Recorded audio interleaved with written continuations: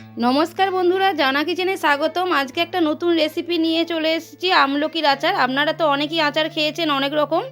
আজকে একটা নতুন আচার, শীতকালে একদম আমলকি পাওয়া যাচ্ছে টাটকা ফ্রেশ, তাই আজকে বানাবো আমলকির আচার। সারা বছর বাড়িতে রেখে সংরক্ষণ করে খেতে পারবেন।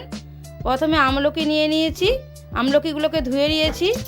এখানে গ্যাসের মধ্যে হাঁড়ি বসিয়ে দিলাম, হাঁড়ির মধ্যে জল দিয়ে জলটা ফুটবে আর ওপরে আমলকিগুলো ঝাড়ার মধ্যে সেদ্ধ হবে। আমলকিগুলো সেদ্ধ হয়ে গেছে। আমলকিগুলো দেখুন কত সুন্দর ফেটে ফেটে গেছে।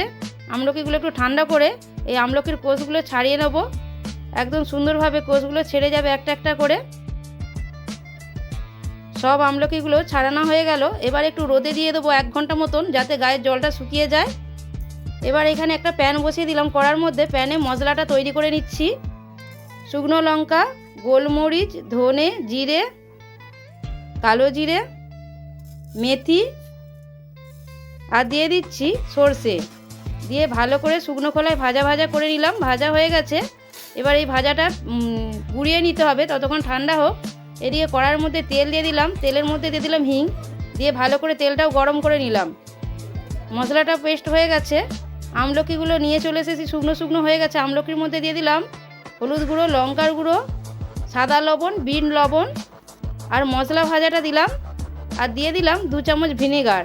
দিলে যে আমলকির কষা ভাবটা চলে যাবে। আর ঠান্ডা করে রেখেছি যে তেলটা, ওই তেলটা কিছুটা দিয়ে দিলাম। দিয়ে ভালো করে আচারটা ভালো করে সুন্দরভাবে হাতের সাহায্যে মাখিয়ে নিলাম।